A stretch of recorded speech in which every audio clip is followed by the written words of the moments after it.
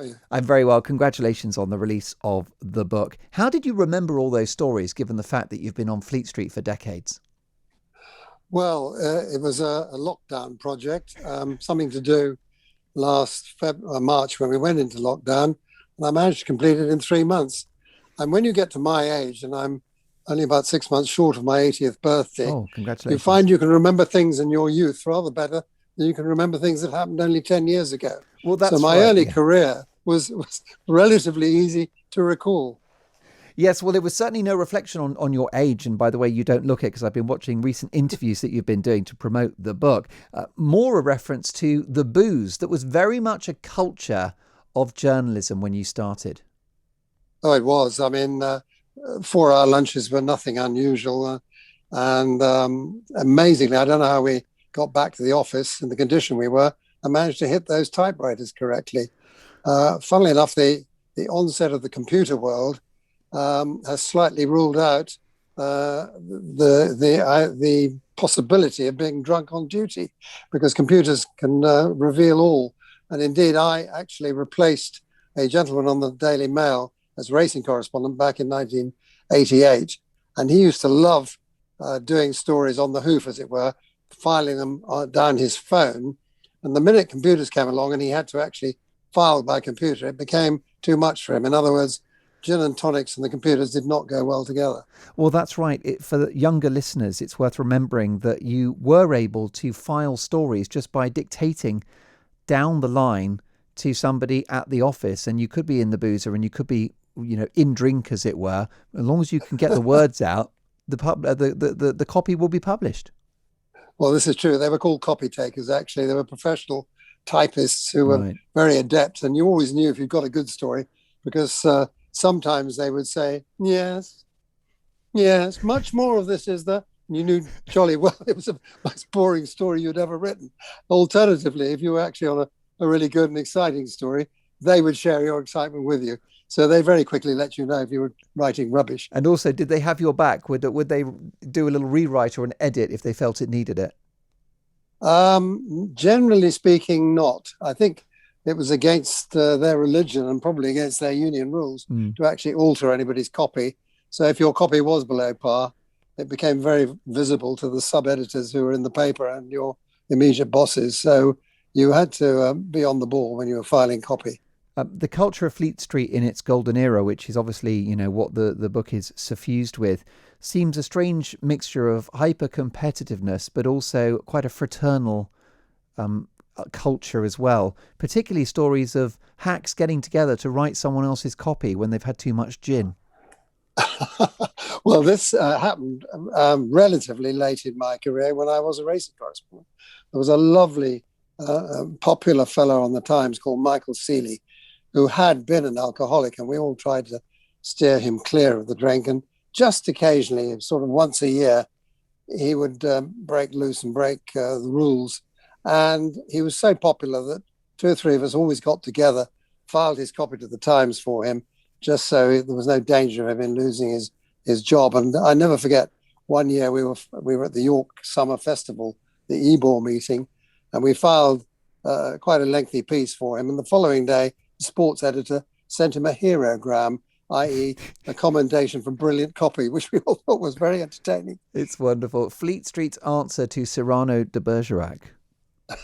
Exactly. It's just wonderful. So you were as a child, I mean, a very interesting childhood, a lot of life experience. I believe you were an early beneficiary of penicillin. Well, I was. Within a week of my birth, which was as long ago as February 1942, I developed all the wrong symptoms of pneumonia, and I think I was described as a blue baby. And luckily, a gentleman called Sir Alexander Fleming had invented penicillin, but it wasn't in general use until very much around the start of the war. And I was lucky enough to be born in Pinner, Middlesex, where they had access to penicillin. And my life as a 7-year-old baby, 7-week-day-old baby, I should say, was saved.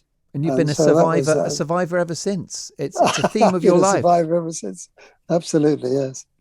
It's remarkable. Your childhood. I mean, tell me about that. And did any of your experience as a child influence your outcome of becoming a journalist? Do you feel like you were born a journalist in some ways? Not really, except that my mother was a scriptwriter of some note. I don't know if you recall her name, Hazel Adair, but she yes, of course. and Peter Ling, they were a writing duo. Yeah. They created the very first daily soap opera on ITV in 1955 when Associated Rediffusion first went on the air. Wow. It's called Sixpenny Corner. She went on to write Emergency Ward 10, yes. Compact. She created Crossroads, which went on for about 28 years to her utter horror, because she couldn't believe the incompetence of the sets and everything. It used to fall over. It was made in Birmingham, very much designed to be part of a regional television, and it became also so popular that it was a bit of a joke about the sets falling over all the time. And also, thinking back to some of those contracts, I don't imagine that she necessarily accrued much of a fortune from Crossroads, or did she? Well, this is an interesting thing. She you're quite right. She earned quite well, but she became joint chairman of the Writers Guild with Dennis Norden. And at one point, writers weren't getting any royalties, especially when there were repeats and things like that. And she took on Lou Grade, or Lord Grade as he became, and said that the writers were going to go on strike in Britain if he didn't start paying them royalties, proper royalties for repeats. And he said, "You can't do that." She said, "I most certainly can. And I will start by cancelling your favourite soap opera, Crossroads, immediately if you don't come to heel." And within about 3 days, he'd back down. And from then on, writers in Britain now get repeat fees. It's remarkable. All down to your mother's leadership and principle. All down to my mother, yes. And steadfastness. Remarkable. So you got to Oxford University, big opportunity. How was your experience at Oxford? Well, I had a most wonderful time at Oxford. I regret to say I wasn't the perfect undergraduate. I played around a lot. I played a lot of sport. I played tennis and squash for the university. I played football in the winter. So you were very involved in the extracurricular activities. Absolutely. I learned bridge, which has become a lifetime hobby. It's the most wonderful card game. And I got a rather modest degree at the end of it, but at least I got a degree. But the extraordinary thing was I wrote off to 15 provincial newspapers trying to entice them to hire me as a trainee hack. And every one of them, and this is 1964, turned me down. They seemed to prefer to get somebody straight out of school with a few good A-levels. They didn't really want Naldo undergraduates, or graduates, should I say. And so at the last moment, I wrote to the Express and the Mail saying, would they take me on as a trainee? And I got offered a job on both. I couldn't believe my ears. And very, very luckily, I joined the Daily Express in September 1964 and was assigned to the William Hickey column, which at that time, believe it or not, had 12 reporters. And we used to produce a first edition, a diary, and a late edition diary, having gone around London's nightclubs and embassies and whatever. Now, I remember the Sunday Express was broadsheet. Was the Daily Express broadsheet at that time? The Daily Express was broadsheet until the early 90s. And I mean, I think the Express is still a great paper, but in those days, it had a huge circulation and was a major player. It was. I mean, it was the major middle market paper. It sold 4 million copies a day. Only the Daily Mirror outsold it. And the Express had more reporters, more photographers. Lord Beaverbrook, who died shortly before I joined the paper, believed in a huge staff. And you had every chance. I mean, I was one of the team of 4 as a foreign correspondent in New York for the Express in the early 70s. Nowadays, you'd have one man in Washington if you were lucky. But in those days, before television satellites were going strong, newspapers were God, and foreign correspondents in particular were God. It was a wonderful job. As I say, I read the Express every day, and I think it's a good paper, and it very much represents its readers. I think it gained traction during the Brexit referendum by picking a side and sticking steadfastly to it. But there's no questioning that it's a brand that's been in long-term decline. Why do you think that is? Well, I don't know specifically, but it started a long time ago. I mean, there was a voluntary redundancy program at the Express going the year I actually quit the paper, which was 1974. and they were losing a lot of their better staff to the rival Daily Mail, which was on the way up. And Sir David English, who was editing the new Daily Mail, which had merged with the Sketch and had gone tabloid, if you recall, in the early 70s, right. Was very much biting the tail of the Daily Express. And the Daily Express kept having different editors and changing its staff. It's rather like a Premiership soccer team having a different manager every year. That doesn't really work. David English was editor of the Mail for about 30 years and Paul Dacre for another 30 years. And there was fantastic continuity at the Mail. And they ate away at the Express's circulation and eventually, of course, topped it. And the Daily Mail is a huge success story today compared with the Express. And then, of course, the Sun came along.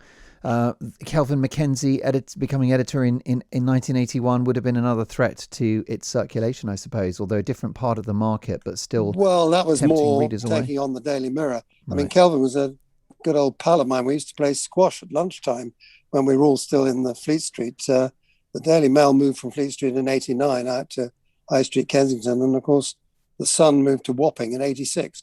But in the early 80s, Kelvin and I played squash about twice a week at Cannon Street Squash Club. And even though he was editing the paper, he always made room and time for that. I'll never forget, he stopped in the middle of a rally, heaving and panting one day, and turned to me and he said, "Do you know the 4 most dangerous words in journalism, Colin?" I said, "No, I can't think what those are." He said, "It's exclusive by Harry Arnold," who was their royal correspondent. And yet again, he was in trouble with Buckingham Palace for writing something. And poor dear Harry Arnold, who's no longer with us, was going to get it in the neck as soon as he got back to the office. But the 4 most dangerous words in journalism, I nearly died laughing. That's incredible. I've always had huge admiration for journalists and for Fleet Street figures like yourself. Very early in my radio career, there was a crossover because I was essentially a T-boy in local radio and then actually at the original talk radio when it was on Oxford Street. And Kelvin Mackenzie bought it. He formed the Wireless Group and it changed from talk radio, became Talk Sport, which has been an enormous success. And now talk radio is incredibly successful. And, a lot of this is Kelvin's legacy. And I just remember having these lunches with the likes of Kelvin Mackenzie and Nick Ferrari and David Banks. And of course, now latterly, other journalists who are on this station, like the brilliant Julia Hartley-Brewer and Mike Graham. And it's amazing how versatile people from journalism are within the media, isn't it? Well, you had to think pretty quickly on your feet, and Kelvin was a past master at that. I remember there was actually an NUJ strike. The journalists on the Sun went on strike, and he and about 3 other sub-editors bought the Sun out for 3 solid weeks by themselves. I mean, it was nearly back-breaking, mind-breaking. And he was on the point of saying, "Okay, boys, you've won," when they actually waved the white flag. And Kelvin, yet again, was the hero of the hour as far as Murdoch was concerned. Indeed. Talking about the likes of Kelvin and other editors, how important is the editor in a newspaper? I mean, we know that nominally they are very important, but is it very much a dictatorship in a newspaper, in a newsroom? Or different editors tell are me very... about the culture when you were there in the 60s, 70s and 80s. Well, in different papers, it's a very different culture. Of course, at the Mail, David English and then Paul Dacre were God. And, it didn't... I was out occupying a bit of a backwater at the Mail. I was the racing correspondent. Very seldom came across Paul Dacre, although he and I being colleagues on the Express in the 70s. And David English I knew fairly well, but I didn't come across him very often because I wasn't at the cold face of the paper in that sense.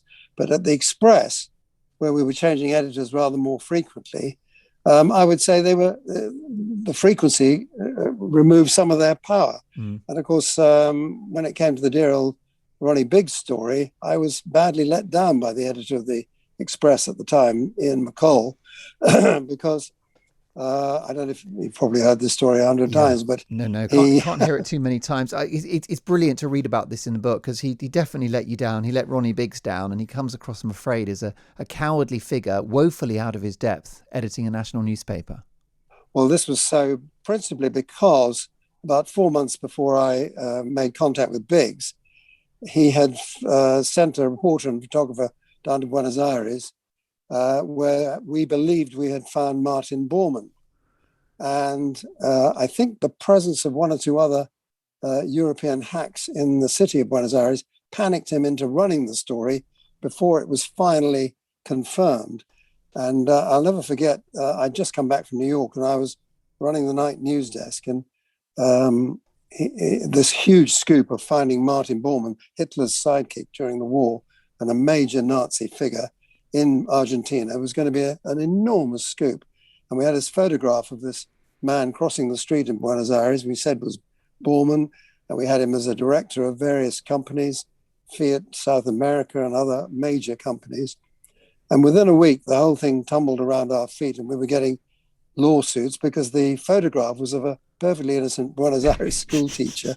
And of course, Mr. McColl, who'd only relatively recently arrived as editor of the Daily Express from the Scottish Daily Express, was left holding the baby and was made to look rather foolish. And the problem for me was that when I went into his office 3 months later and said, I think I've found Ronnie Biggs in Brazil, all he could see was pound signs careering over the hillsides, legal actions, etc., etc. So he decided to get some insurance by telling Scotland Yard what I was up to. Disaster. And this wasn't part of the contract I'd made with Biggs. The contract I made with Biggs was his wife was going to be paid £35,000 in Australia for him to give himself up under his terms and come back to England to serve the rest of his sentence.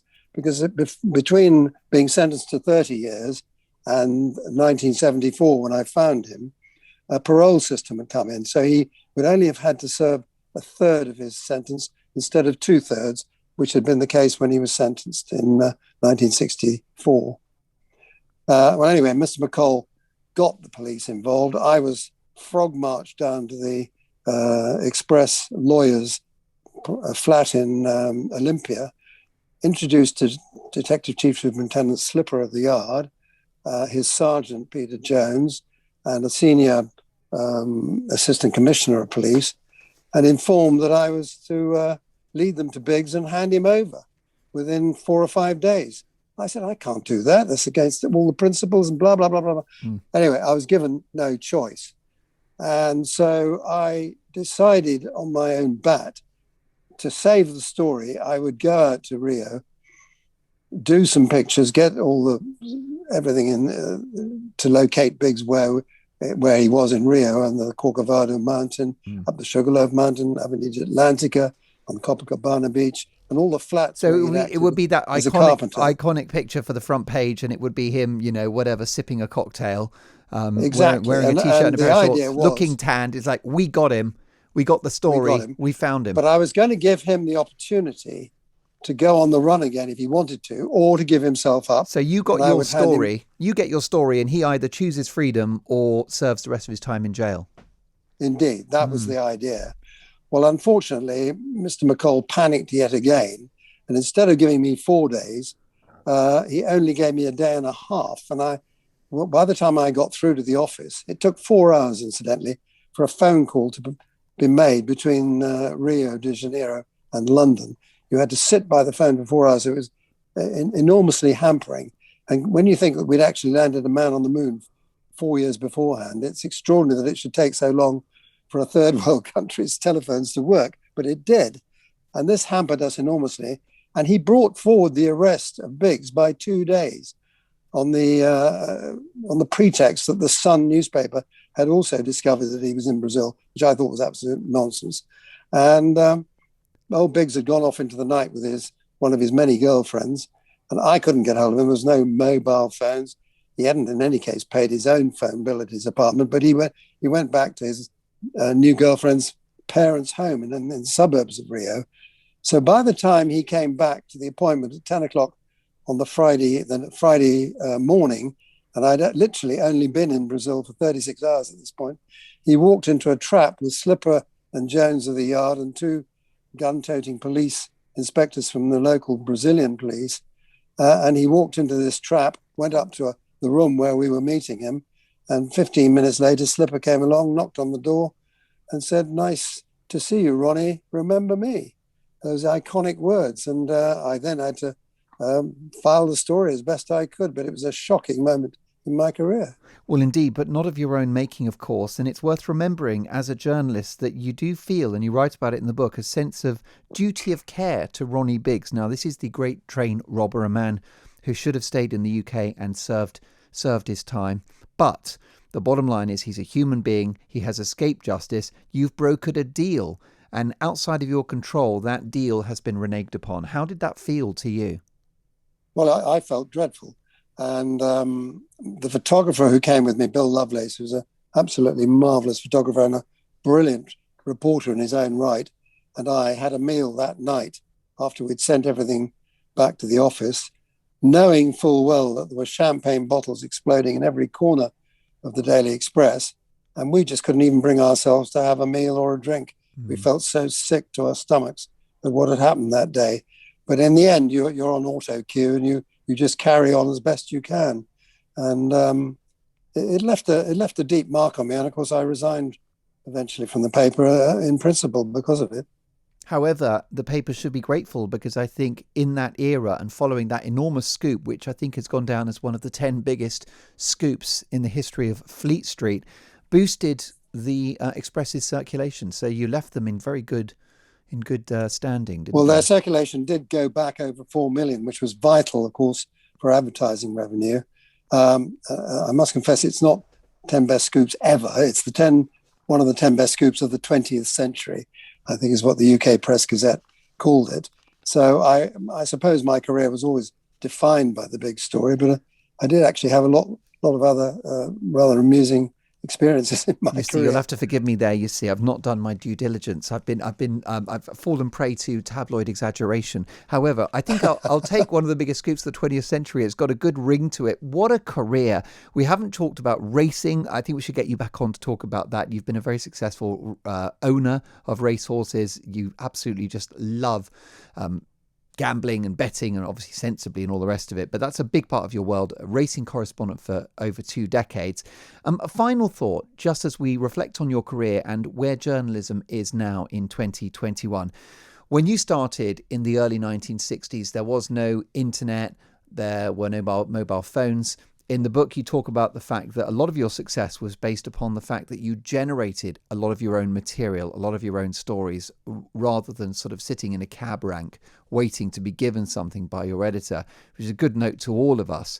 But although, notwithstanding the changes of technology, are the principles of journalism the same today as they were when you started? I think the principles are the same. In fact, after following the Leveson report and review, I think things are very much tighter now. I think newspapers, generally speaking, obey the rules quite closely because there's too much at stake. The print newspapers are doing very badly economically, and all the circulations are down. Even the Daily Mail, which is the most successful paper now, it's outselling the Sun. Even they are below 1 million a day.